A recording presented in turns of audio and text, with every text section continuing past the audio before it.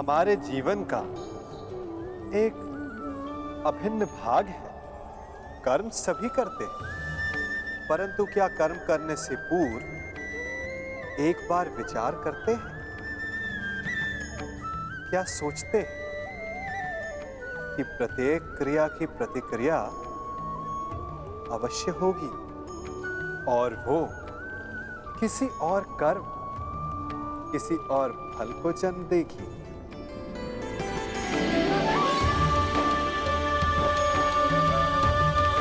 ये झूला एक बार झुलाओ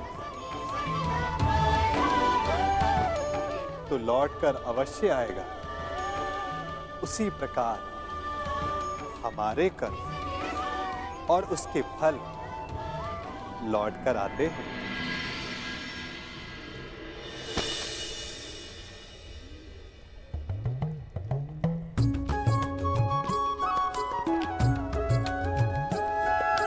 फल से स्मरण हुआ, इस वृक्ष के आम बड़े मीठे हैं।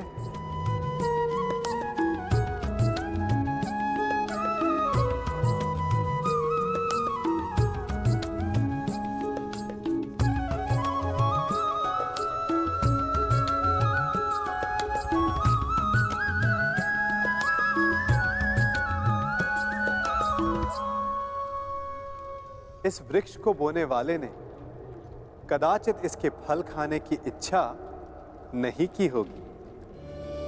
यदि की हो भी तो आवश्यक नहीं कि उसने इसके फल खाए हों, परंतु मैं खा रहा हूं। वर्षों पहले किसी ने यहां आम बोए।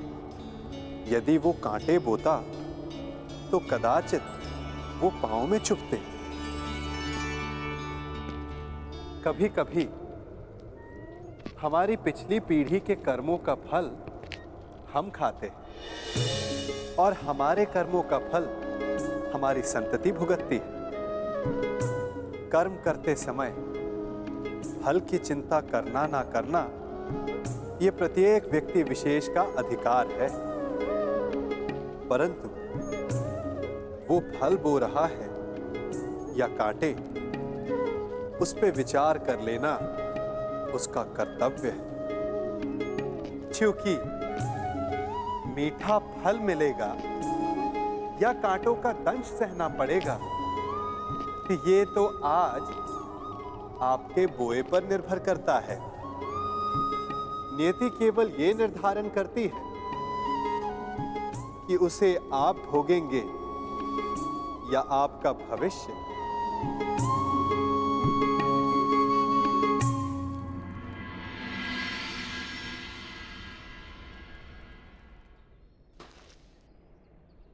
विवेक और धैर्य से काम लीजिए पांचाल नरेश। जिसकी पुत्री का मान और सम्मान दांव पर लगा हो, वो पिता धैर्य और विवेक से कैसे काम ले सकता है? वसुदेव,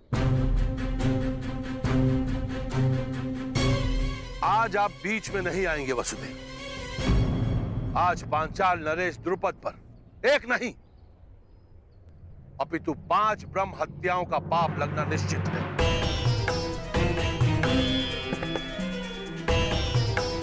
ब्रह्म हत्या का पाप तो आपके भाग्य में है ही नहीं पांचाल नरेश, क्योंकि आपके समक्ष कुरु वंश के क्षत्रिय महायोद्धा खड़े हैं।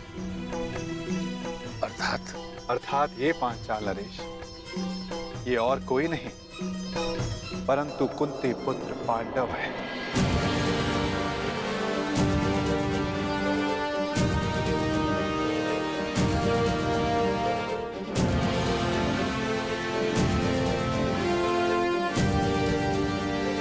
जो सबसे आगे खड़े वो धर्मराज युधिष्ठिर है, और जिसने खेल खेल में वृक्ष उठाकर स्वयंवर में विघ्न डालने वालों का संहार किया, वो महाबली भीम है। और उनके 2 सहायक नकुल और सहदेव।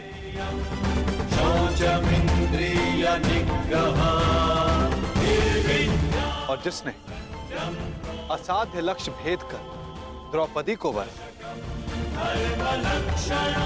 वो वही अर्जुन है पांचाल नरेश, जिसे दमाता के रूप में पाने की आपकी आकांक्षा थी।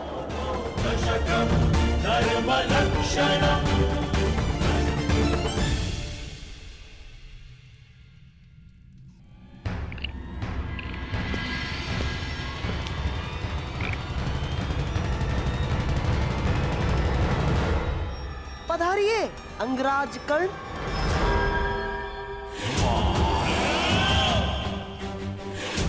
मित्र, तुमने मुझे बुलाया?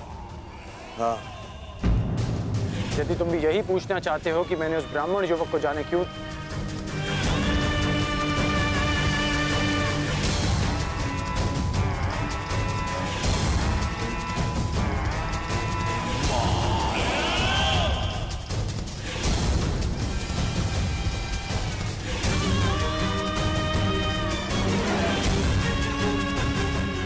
उस ब्राह्मण को छोड़ो मित्र, छोड़ो उस ब्राह्मण को। ऐसा शुभ होने वाला है कि पांचाली स्वयंवर की त्रासदी भूल ही गया हूं मैं आज बहुत प्रसन्न हूं मित्र।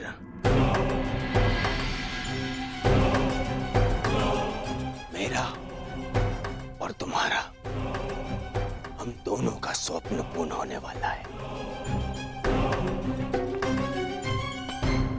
मामा श्री ने ऐसा मार्ग खोजा है जो मुझे, दुर्योधन को, तुरंत ही हस्तिनापुर का राजा बना देगा। मेरा राज अभिषेक होगा, राज अभिषेक। उसके पश्चात तुम्हारा परिवर्तन का स्वप्न भी पूर्ण हो जाएगा मित्र। हाँ मित्र,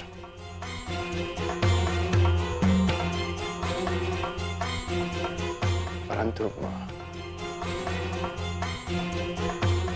मैं तुम्हें कुछ बताना चाहता हूं कि मेरे होने वाले सम्राट, अपनी प्रसन्नता अपने मित्र के साथ बाद में बांटना है। पहले अपने पिताश्री से तो मिलकर आओ,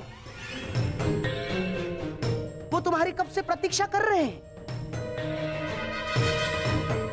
मित्र, मैं अभी आता हूं।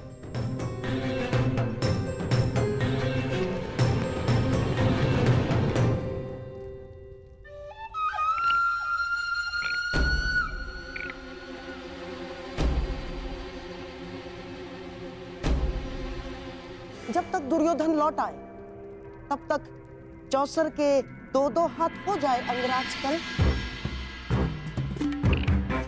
आप सदा अकेले खेलते हैं गांधार राज?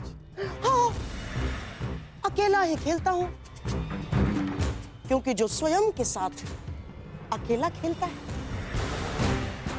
वो दूसरों को अपने खेल का पासा बनाने में सक्षम होता है। कर्ण, मैं चौसर की नहीं, उस खेल की बात कर रहा हूं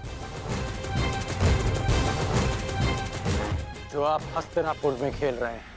खेल तो तुम भी खेल रहे हो अंगराज कर्ण, जिसका प्रारंभ तुमने पांचाल स्वयंवर के युद्ध में कर दिया है?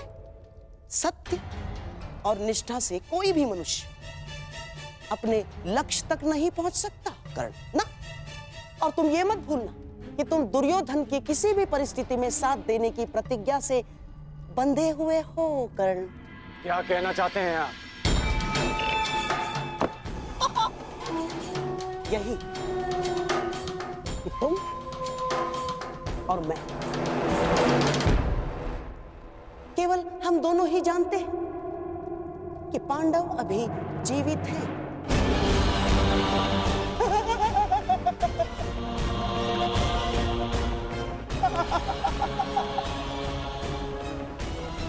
और यदि दुर्योधन को सम्राट बनते देखना चाहते तो ये सब किसी को ज्ञात नहीं होना चाहिए ना।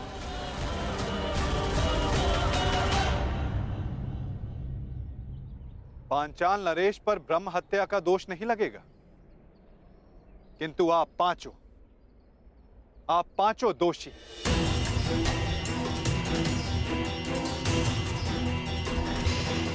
धर्मराज, पांचाल नरेश के क्रोध का कारण नीति संगत और द्रौपदी की पीड़ा भी।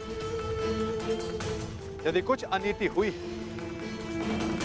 तो आप पांचों से।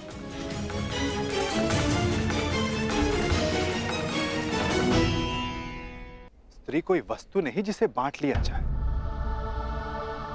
वो जननी है, वो शक्ति है, वो एक कुल का सम्मान है जिसे बांटा नहीं जा सकता।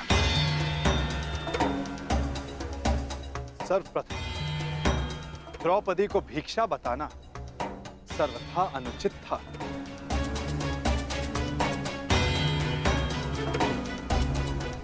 तुमने पांचाली का वरण किया है ना अर्जुन, वो कोई भिक्षा नहीं है।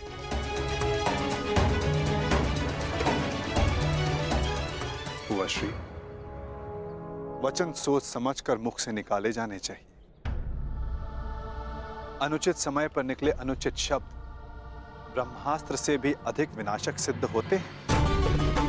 माता सदा चाहती है कि उसकी संतान प्रेम से रहे, परंतु बिना परिस्थिति जांचे, बिना परिणाम का आकलन किए कोई निर्णय सुना देना घातक सिद्ध होता है। संतान प्रेम में लिया गया अनुचित निर्णय कभी कभी सृष्टि का चक्र डगमगा देता है बुआश्री।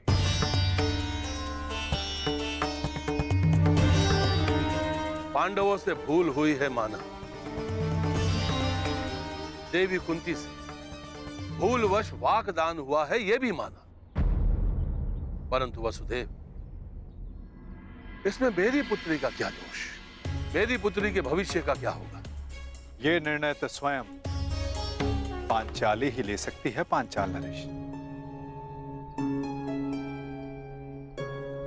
चूंकि एक स्त्री से उसके भविष्य का, उसका दाम्पत्य चुनने का अधिकार उससे कोई नहीं ले सकता।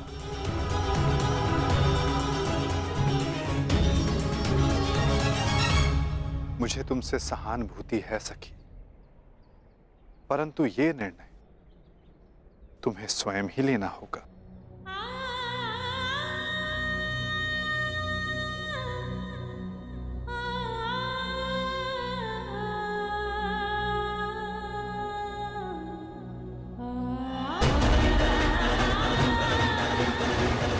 पांचाली,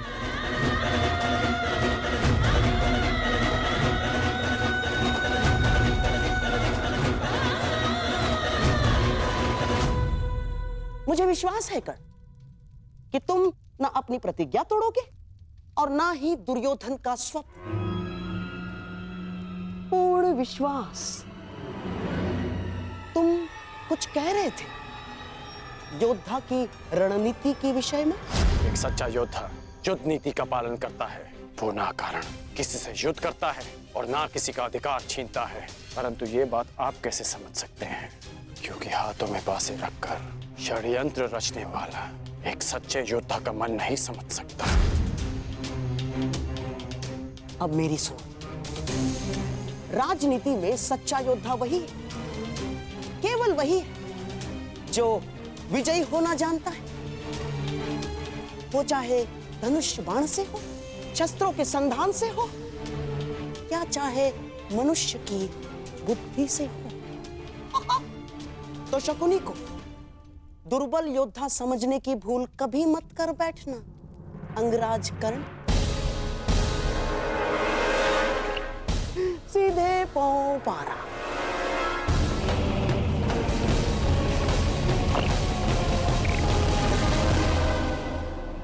तुम परास्त हो गए कर्ण।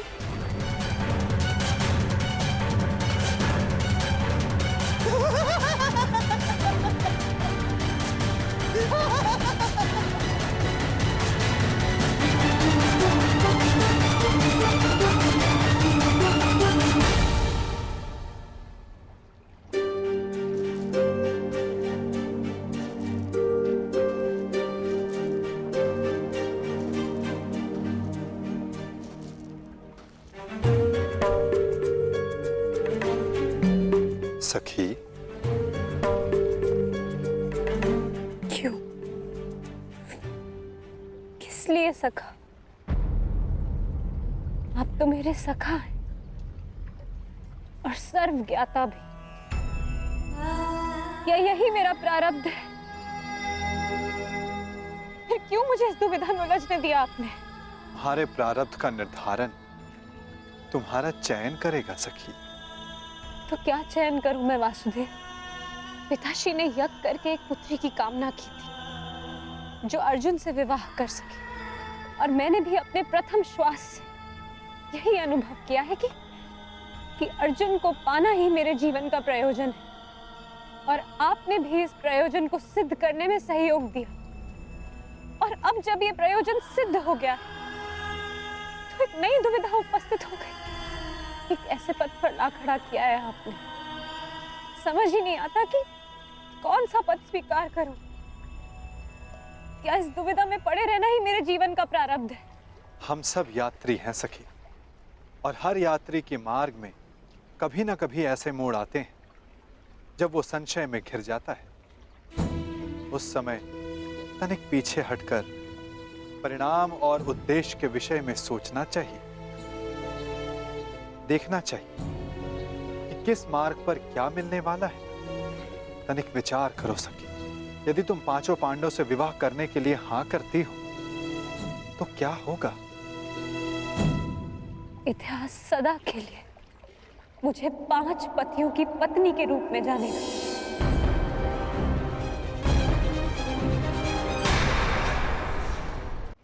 अपमान और उपहास का पर्याय बन जाएगा मेरा जीवन। और यदि तुमने केवल अर्जुन से विवाह किया तो शेष 4 संन्यास ले लेंगे और संसार कहेगा कि कुल वधू ने गृह में प्रवेश करते ही कुल को बांट दिया और ये विवाह ही अस्वीकार कर दिया। तो जीवन भर के लिए पिताश्री की दृष्टि झुक जाएगी, उनके मस्तक पर एक कलंक लग जाएगा। प्रत्येक स्थिति में द्रौपदी पर कलंक लगना निश्चित है। क्या करूं मैं? ये प्रश्न स्वयं से पूछो या किसी ने कि द्रौपदी का उद्गम क्या है, उसका उद्देश्य क्या है, उसकी यात्रा, उसका लक्ष्य क्या है। अपने आसपास देखो सखी, इस महासागर को देखो, इन मेघों को देखो, इन वृक्षों को देखो। उत्तर मिलेगा सखी।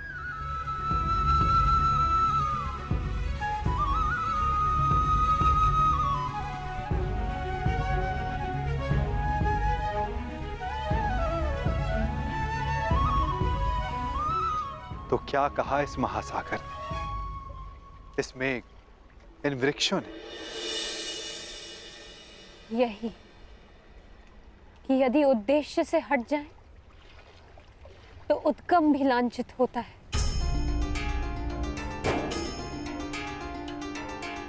एक बूंद का उद्गम मेघ होता है और उसका उद्देश्य धारा को सींचना। यदि वो इसे अस्वीकार कर दे तो मेघ लांछित होगा। नदी का उद्गम पर्वत है, यदि वो सागर में मिलना अस्वीकार कर दे तो पर्वत लांछित होता है। यदि मैंने ये विवाह स्वीकार किया तो कलंक केवल मुझ पर लगेगा। यदि मैंने ये विवाह अस्वीकार किया तो मेरा उद्गम और उद्देश्य दोनों पर कलंक लगेगा।